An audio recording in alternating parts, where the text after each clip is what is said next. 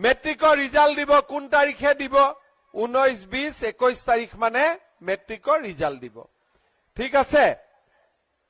অংকৰ প্ৰশ্নখন টান আহা বুলি কৈছিল তথাপিতো পাছ কৰিব কোনো চিন্তা কৰিবলগীয়া নাই এতিয়া আপোনালোকে চাওক যিমান ছোৱালীয়ে মেট্ৰিক পাছ কৰিব সবটো কলেজত নাযাব ঘৰত টকা পইচাৰ অসুবিধা আছে এইবাৰ আমি বিনামূলীয়া নামভৰ্তিও কৰি দিম আৰু কলেজত যোৱা ছোৱালীজনীৰ বেংক একাউণ্টতো মামাই 10,000 টকা সোমাই দিব